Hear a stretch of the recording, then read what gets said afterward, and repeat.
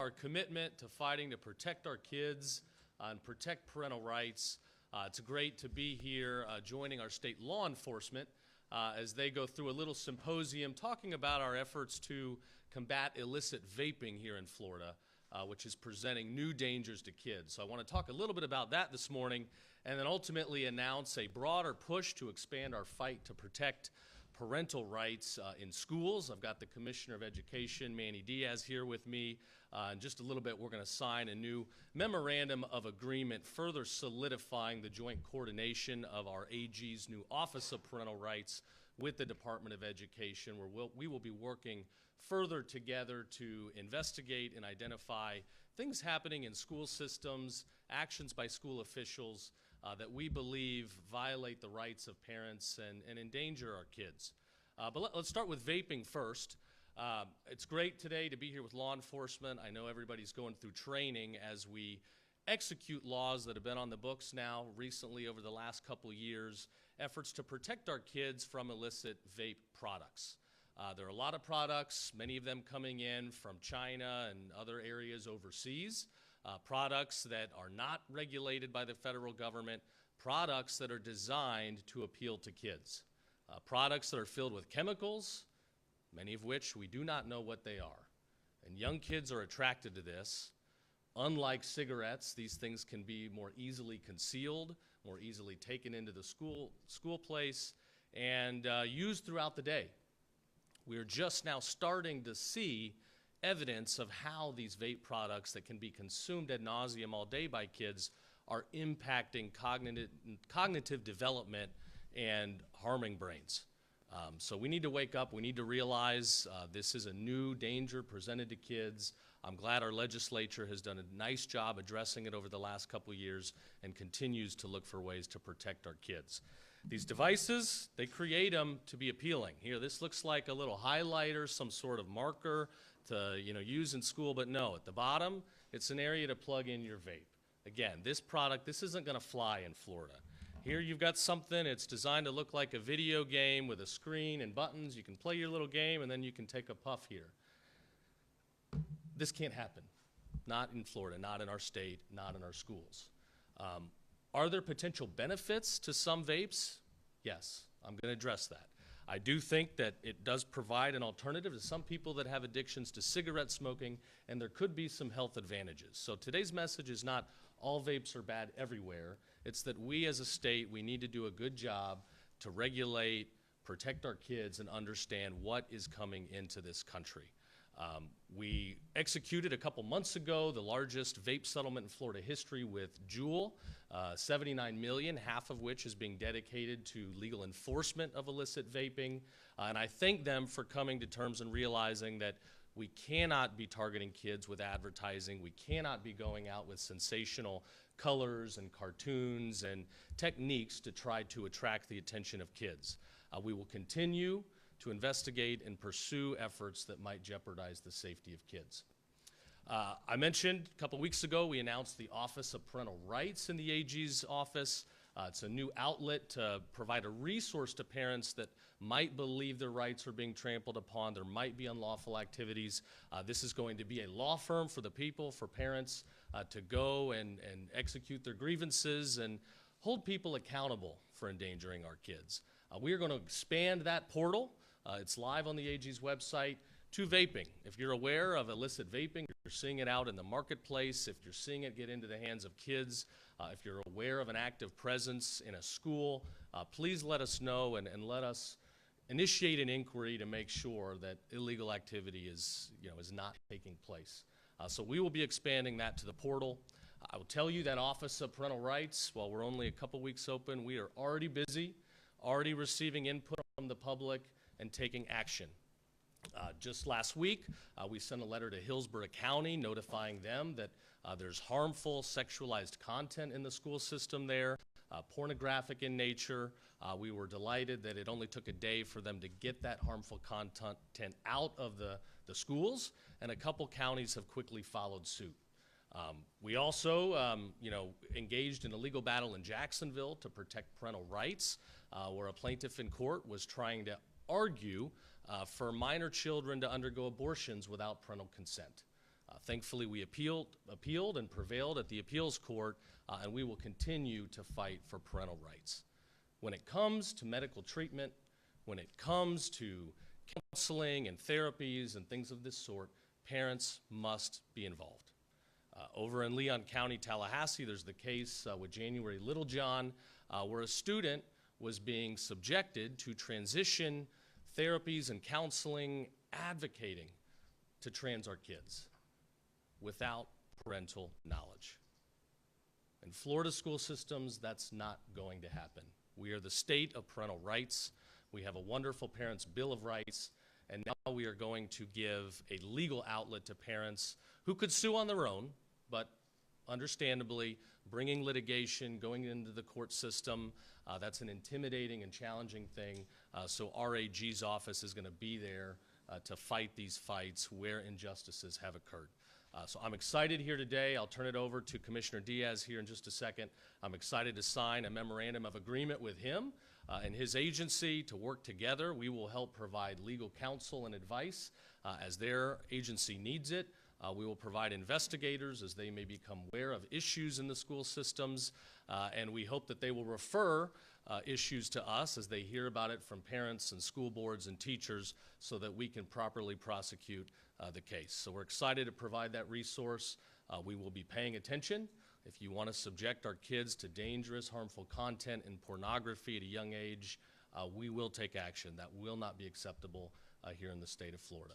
So as a dad with 3 little ones, this is not just professional to me, it's personal. I believe we have a duty as state leaders to leave our state better than we found it. Our kids are the future. We have to protect them at all costs, and in today's world, there's always new harms, new technologies, new devices, new things that are dangerous, and we got to be aware of that. So with that, I'll turn it over to Commissioner Diaz, and then we'll sign the agreement after that. Thank you. And thank you, Attorney General Uthmeier. This first talking about the parental rights portal, the Office of Parental Rights. It is a welcome addition to our program of being able to protect these parental rights. As the Department of Education, we have a lot of functions that we have to go through, a lot of academic functions, a lot of things that they go through our agency. But having the assistance and cooperation and now partnership of the Attorney General's office and be able to root out these harmful materials that should never, look, from the beginning, we told superintendents, we told districts, use common sense. I mean, an educator should know, should be clear-eyed as to what materials definitely don't belong in a school. And I think in this example of Hillsborough, that should have happened. I sent a letter that was followed immediately by the Attorney General to the district, and they immediately decided to take action. But why does it take this? Why do we have to go through this process to get people in education to understand that there are materials that everybody should agree do not belong in front of kids? And we're not talking about a discussion over whether it's a Shakespeare book or this. We're talking about clear pornographic material. And so it is great for us to have the support and the partnership with the Attorney General's office, because as the Attorney General mentioned, there are other districts who have seen what happened in Hillsborough and have followed suit, and we expect continued cooperation and collaboration from our school districts. At the end of the day, protecting our kids, right? Protecting our kids and making sure they're getting a good education without being exposed to these harmful materials that should never be in a school. And again, that conversation shouldn't be about whether a book is banned outside of school. That's all nonsense. If an adult wants to have access to this kind of material, you're free to buy it in the state of Florida if that's what you decide. But within our schools, there's a certain expectation that we're going to protect our minor students from exposure to that. And that leads us into the same thing. I think going back to my days as being a school administrator, walking the halls, back in those days where you were looking out for these kind of devices that were home created, right? I could tell you that I confiscated more than one of these. They were actual highlighters that they had hollowed out, right? And they created a pipe, and it was for smoking marijuana, right? This is before the advance of the vapes. But what we're seeing with these devices is a new frontier where our school administrators, our teachers, and everybody have to face that this is coming into the school. And it's not only the distraction to the academic program, right, and the distraction of what's going on in schools, but the harm, and again, going harmful materials to our students. And a lot of those students don't even know their harm that they may be doing to themselves at the time, as the statistics bear out what that is. But having this initiative, I'm very thankful, because we are hearing from our principals, we are hearing from our teachers about discipline issues that come with these type of devices in schools. And again, to root that out and to be able to have law enforcement be able to root that out of the adjacent facilities, because this creates a cottage industry around schools with things that are attractive to students and to minors, right? And this is where it's the way it's designed. And so being able to have that protective layer outside of the schoolhouse and making sure that this is not getting in the hands of our students is incredibly important. You know, some of the detrimental effects that we're aware of, the National Institutes of Drug Abuse, 30% of teens begin smoking tobacco within 6 months of vaping. And so while some of these products have been created to help people get off of some of these addictions, it could have the inverse effect, right, on a teen. And we know that as their minds are developing, there's definitely health effects and long-term effects that happen. Every 2 years, the Department of Education conducts youth-specific survey to ensure that our required instruction for health education aligns to student needs. This survey found that 19% of students said that they had used vaping products.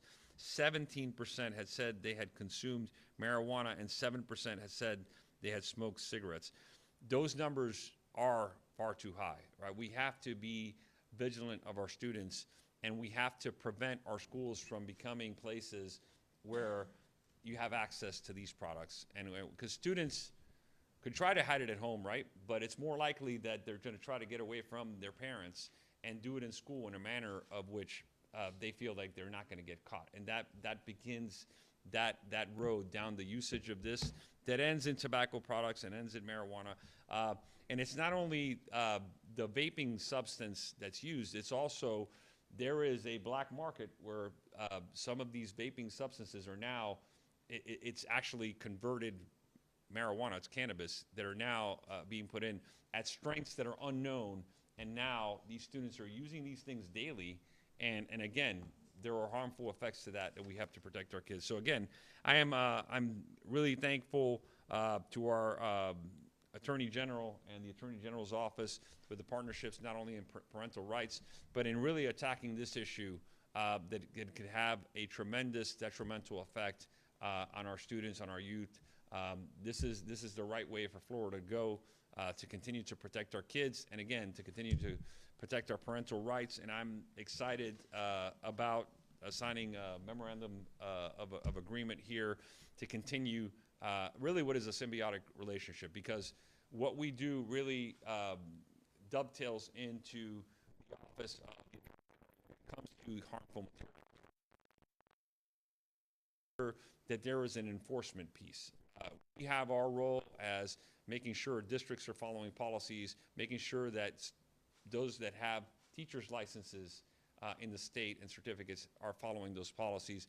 But we also have things that when there's a clear break of state statute, having the Attorney General's office there and the sharing of information, the sharing of the process is going to be beneficial at the end of the day for all of our students and all of our parents in the state. So thank you, General, for having us here, and we look forward to this agreement and continued partnership going forward.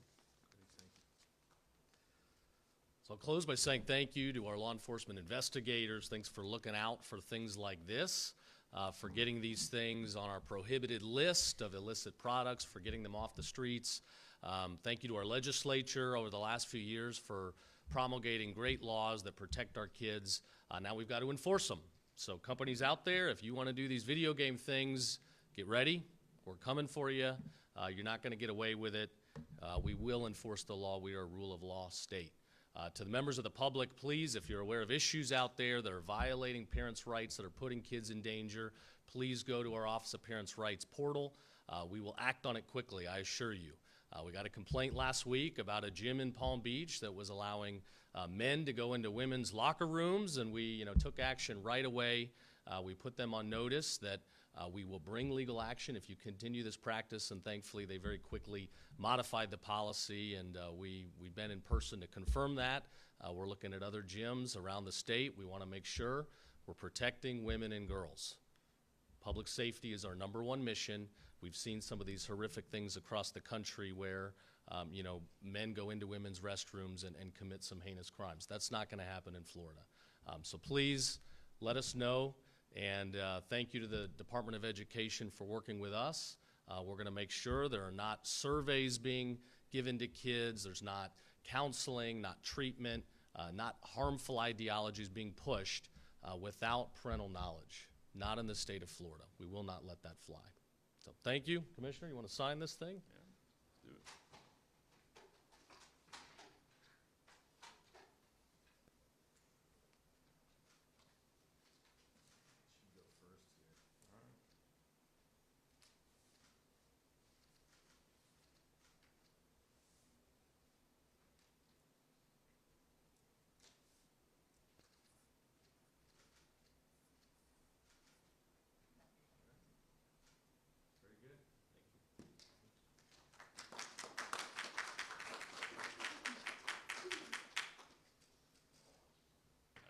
I think we got time for a question or two if there's any before we got to get back to the law enforcement symposium. Yes, Attorney General, I have a question for you and for Commissioner Diaz. Do you have any response to the news about the Hope, Florida transfers being under investigation by the state attorney's office? And for Commissioner Diaz, there's speculation out there that you may be appointed interim president of the University of West Florida. Do you want to comment on that? Well, I'll start. I'll mention the Hope, Florida thing. It's clear there's some political attacks going on.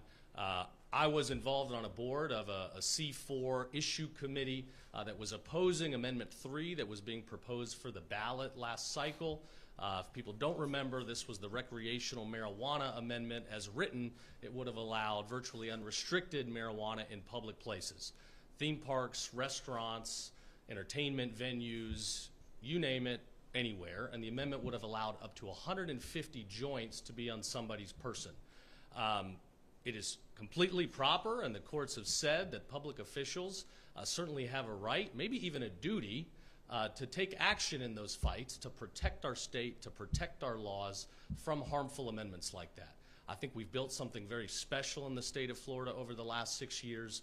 That fight was important to me, important to the state. I think if that amendment had passed, we would have gone the direction of Colorado and California and other states, many jurisdictions where you see 2- or 3-fold the number of ER visits for young kids. Kids being exposed to candies, gummies, not to mention the smell and the harm to tourism. You go to Times Square in New York and you walk around and it's disgusting. It is no longer a place people want to visit. Bars and restaurateurs are moving out. So I know the big marijuana industry, they put in over $150 million. They're not very happy about this. I know there's some Democrat officials and a legislator in this area that are in bed with that group, and so they want to bring this fight. But at the end of the day, we did the right thing. Everything we did was lawful. We won. I'm proud we won, and I'm glad that we have kept Florida safe, free, and open for business in a healthy manner. And at the end of the day, we protected our kids. And to me, as state leaders, that is our ultimate duty. We have to protect our most vulnerable in this state. With the AG's office, that's the seniors oftentimes. You see these scams, if you get the text about the toll fines, it's probably fake. Don't click it. These are like whack-a-mole. We're going after these people that want to lie, cheat, and steal. We'll protect our seniors, and we will protect our kids. And I think today's announcement is a good effort to show how much we act. It's not just talk. We put it into action. Can you help us understand the path of that Centene settlement, the $57 million and then the $10 million and the $5 million? Can you just help us understand from your standpoint what's going on here and why there's confusion about two $5 million settlements going into Hope, Florida, and why Hope, Florida has anything to do with the Centene settlement, if you could? So my involvement was with an outside C4 committee Those committees can work with other C3s and C4 committees, nonprofits. I think the press and others like to twist the difference between a candidate committee and an issue committee. This wasn't for some political candidate. It was for a policy that the state leaders said is wrong.